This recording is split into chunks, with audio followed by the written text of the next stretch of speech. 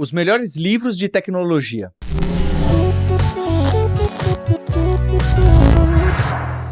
Eu sou Paulo Silveira, estou aqui com a Roberta Arcoverde. Tudo bem, Roberta? Tudo bom. Roberta, acho que esse também é um tema que todo mundo gosta. Já vou pedir para deixarem no comentário o livro preferido de tecnologia de cada um. Vale tudo. É claro, eu quero trazer com você os que são mais abrangentes, de design, de boas práticas, de orientação a objeto, de arquitetura.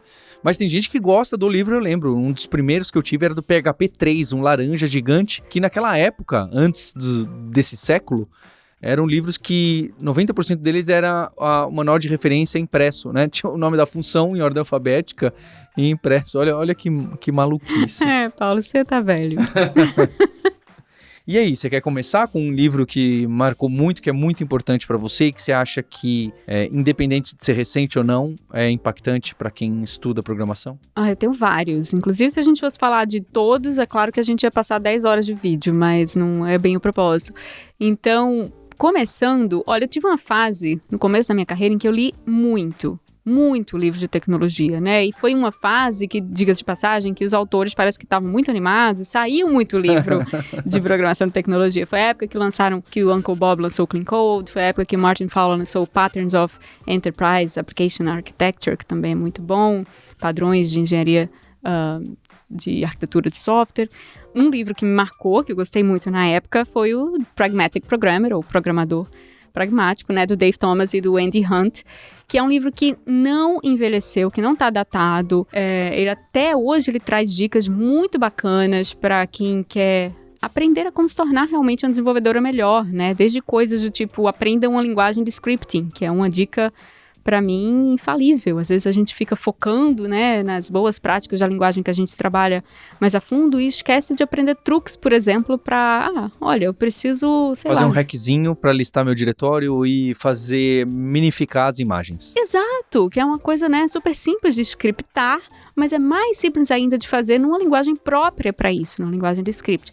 E vai até dicas também de ouro, como evite programar por coincidência, né, que é uma dica muito boa de aprendizado de programação.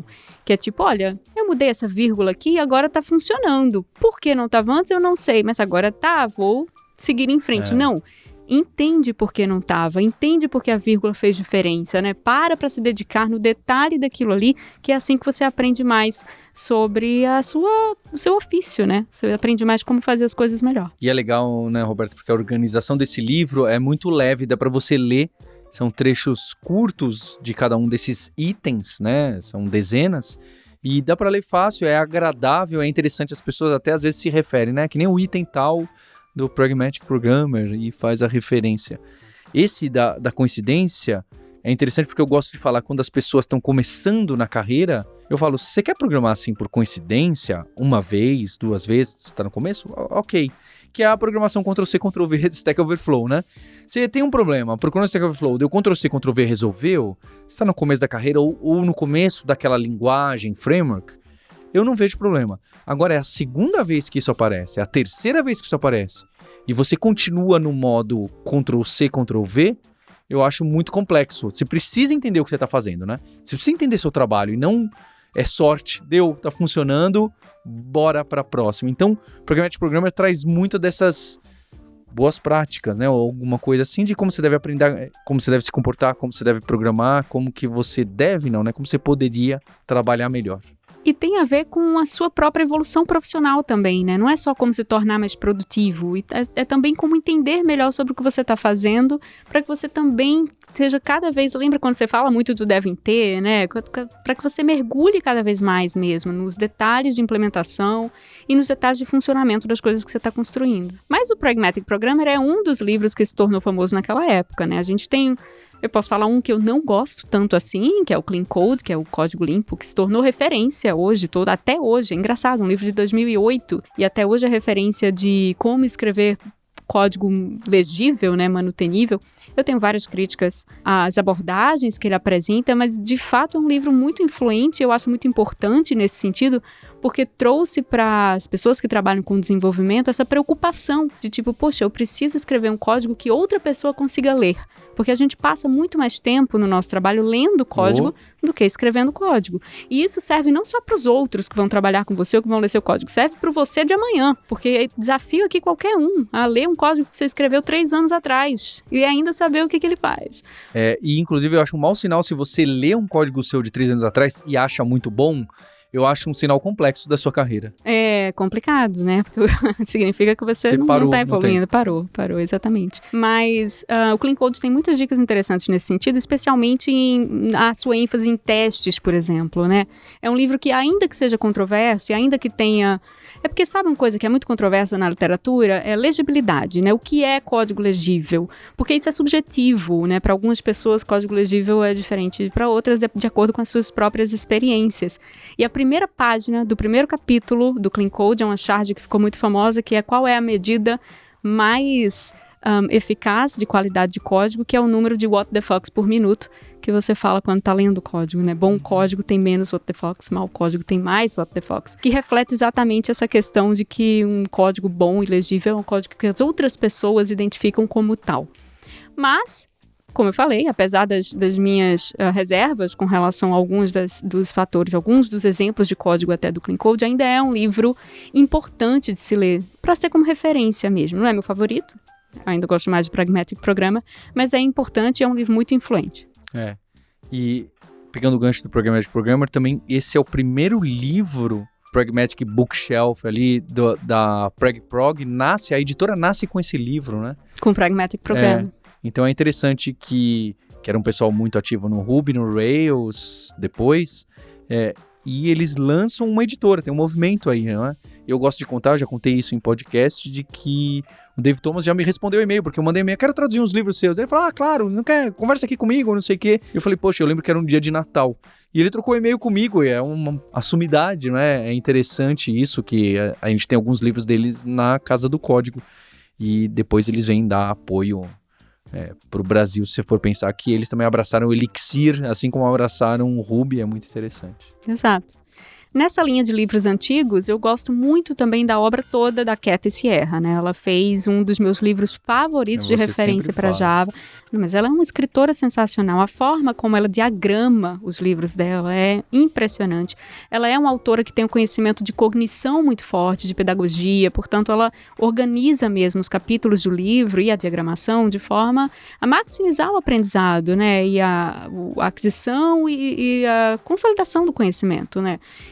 Não são aqueles livros secos, sabe? Que é texto, e quando você chega no final, você não lembra do começo. Que é o caso de outro livro célebre, que é o Domain Driven Design, por exemplo, do Eric Evans, que é um livro também referência, também muito influente, né? Que nos ensina como organizar nosso código de uma forma mais modular, mais fácil de evoluir e de manter, mas é um livro extremamente seco e difícil de ler, porque exatamente a diagramação e a organização das ideias é feita de forma muito arrastada, digamos assim, uma prosa muito arrastada, né? Todo mundo fala isso desse livro, é impressionante. Ninguém fala, o DDD, muito bom, mas o livro é dureza. Mas olha só, a gente disse que ia falar dos melhores livros e eu, infelizmente, estamos reclamando dos livros. Dos livros que são influentes e são famosos, mas que eu o melhor era clickbait assim. Pro vídeo mesmo. Então tá ótimo. Então a gente pode continuar falando de livro ruim.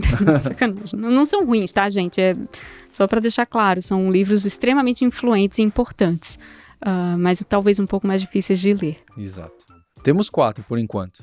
Vamos falar então de alguns mais recentes, porque a gente está falando dos clássicos, né? E como eu falei, quando eu comecei a ler e comprar livro de tecnologia de forma, foi nessa época do Clean Code, o DDD, na época também saiu Implementation Pattern, saiu vários livros de testing, né? O TDD, inclusive. Mas isso foi quase 15 anos atrás, né? E de lá para cá, houve um gap, houve um período em que não se publicou tanta coisa interessante assim, ou tão influente assim. E aí, uns 3 anos atrás, saiu um livro que bombou e que eu recomendo para todo mundo que trabalha com desenvolvimento, que quer aprender mais sobre arquitetura, que é o Designing Data Intensive Applications, do Martin Kleppmann. Esse livro, sim, é um livro que hoje é visto como preparatório, veja você, para entrevista de System Design. Sabe aquelas entrevistas que estão famosas, já eram muito feitas, muito famosas na gringa, né? Quando você se candidatava para uma vaga para desenvolver, tem uma entrevista de código, normalmente tem entrevista de system design, né, de arquitetar um sistema. Este livro é muito bacana para estudar, né, para aprender o que se pergunta e como responder as perguntas desse tipo de entrevista, porque ele foca exatamente em design de sistemas, né, como arquitetar um sistema de forma que ele seja principalmente escalável. Está no título do livro, Data Intensive Applications, né? Aplicações que têm um fluxo de dados ou que precisam armazenar uma quantidade muito grande de dados. Isso tem super a ver com escalabilidade. É um livro denso, grande, né? Extremamente detalhado. Ele vai em detalhes, por exemplo, de implementação de banco de dados, que é uma coisa muito interessante, especialmente banco de dados distribuídos, né? Onde tem uma série de coisas que a gente nem sabe que precisa se preocupar. Mas é um livro muito bacana, muito interessante, muito informativo. Eu aprendi muita coisa legal lendo ele. E é recente, tem uns 3 anos que foi lançado, mais ou menos. E aí tem um outro livro que não é de tecnologia, mas que eu li recentemente por indicação do seu irmão, do Guilherme Silveira, que é o A Mind for Numbers. Não sei se tem tradução. É o da Barbara para o português. É o da Barbara Oakley. Que é um livro que tem... o foco dele é mais em como aprender a aprender, né? E ela fala de técnicas que ela utilizou para aprender a aprender exatas, matemática, ciências de forma geral, mas que eu achei muito interessante e transferível, né? Um conhecimento que é muito transferível para programação também, né? Quando você está aprendendo tecnologia nova ou uma linguagem de programação nova e você não sabe muito bem por onde começar, especialmente se é uma linguagem ou ferramenta que você não usa no seu dia a dia, né? Como fazer para que esse conhecimento não evapore pouco tempo depois de obtê-lo. Então, a Mind for Numbers, da Barbara Oakley, tem um pouco menos a ver com programação e com tecnologia e mais a ver com educação e aprendizado, mas é um dos recentes que eu li que gostei bastante. E, bem, você não falou, então eu vou colocar o Design Patterns. Vou colocar um que eu gosto muito, porque o livro Design Patterns, que já deve ter 25 anos, né? É um clássico até mais antigo do que esses que a gente citou. Mas eu acho que, especialmente ali no começo, que ele é meio dividido em 2 partes, né? O catálogo de patterns e outro. Deixa eu te explicar por que patterns surgem e mais ou menos como que a gente vai encaixando. O Akita, até num programa aqui no Rio, ele falou pra gente tomar cuidado, né? Porque em português a gente traduz como padrão de projetos e a palavra padrão parece um pouco standard, em vez do que o pattern, né? O padrão é que a coisa se repete e aparece em vários lugares. E não de que é um padrão de que a gente tem que ficar enfiando design pattern em tudo que é lugar, que às vezes algumas pessoas aprendem assim. E ali no livro, né, no Eric Gama e os outros 3 autores, ele, no começo, eu acho que é uma lição de orientação a objetos de design no geral. Para mim foi isso. Quando eu li, eu falei, poxa, legal os design patterns, mas aqui o que ele está falando de como a gente reusa e da importância de interfacear as coisas, da importância de composição, de tomar cuidado com herança, de tomar cuidado com qualquer artifício que a sua linguagem te traga e que acopla as coisas e às vezes você não percebe que está acoplando, para mim é uma lição. Eu falei, poxa, agora eu estou entendendo de design e não necessariamente de orientação a objetos, não necessariamente de patterns, não necessariamente, ali os exemplos são horríveis em C++, Smalltalk, até um pouco difícil, o ML, né, mas eu fiquei muito impressionado, fiquei muito impactado, eu lembro de eu lendo no metrô e falando, caramba, faz sentido o que a pessoa tá falando. Não era só a vontade de ver alguma coisa que era na moda, mas de ver, poxa, faz sentido o que tá falando. O mais legal desse livro é que, de fato, ele estabelece primeiro que problema existe, né, que problema é recorrente na nossa indústria no desenvolvimento de software, e aí como que esses padrões que ele propõe resolvem esse problema, ou ajudam a resolver esse problema. E tem muitos padrões ali que, de fato, a gente nunca vai... raramente precisa utilizar, né? Raramente a gente se depara com esses problemas que ele encontra. O Visitor, por exemplo, é um deles, né? Só para quem trabalha com árvores, com estruturas nos seus sistemas, mas a gente sabe que isso é um pouco mais raro, infelizmente. Mas ainda assim, um livro também não é à toa que é clássico, né? Esse já é dos anos 90, se não me engano. Final dos 80, começo de 90, talvez. Final 94, eu vou chutar, mas posso estar errado. E aí eu vou voltar mais pra trás, e aí tem o do Fred Brooks, o Mythical Man Month, né, o Mítico Homem Mês, que deve ter 45 anos agora, e ele que é um dos criadores lá do sistema operacional de mainframe, é interessante de ler porque ali, é engraçado, né, você lê e fala, poxa, ele tá falando meio que de Agile aqui, meio que de Open Source, meio que de SaaS, e tipo, era COBOL e C e sistemas grandalhões de computador, e ele tá dando várias lições em relação à dificuldade da manutenção, de times grandes, de você achar que vamos colocar tudo, medir tudo em homem-hora, homem-mês, vamos colocar mais gente no time que vai acelerar a entrega, vamos reescrever o código do zero que vai dar certo. Então todas essas coisas que a gente aprendeu que não funcionam, são bons, ele já estava falando lá 50 anos atrás. É muito impactante que você vê e fala, poxa, tanto que ele meio que se colocam como pai da engenharia de software, né? Uma época que a gente não gostava tanto desse termo, né? Mas ele começa a arquitetar sistemas grandes, porque depois, acho que mesmo na década de 90, quando a gente fazia sistema em Delphi, PHP, em Visual Basic, era muito isolado, era uma pessoa trabalhando. Ele já estava em sistemas que havia 10 programadores e programadoras. Ele já estava sentindo que legibilidade, que acoplamento, essas coisas, que se você não tomasse cuidado com isso, não dá para ter times grandes. Então, ele sentiu lá atrás o que hoje é padrão no mercado. Não existe mais sistemas que tem uma pessoa só codando, né?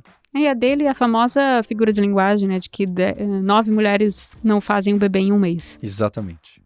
E que tem coisas que você precisa de tempo e o time é aquele lá, é melhor você paralelizar outra coisa, porque enfiar a gente aqui, ele até fala que até atrasa, né? Que você colocar lá mais gente vai até ser pior se tá no meio do projeto. Tem algumas condições.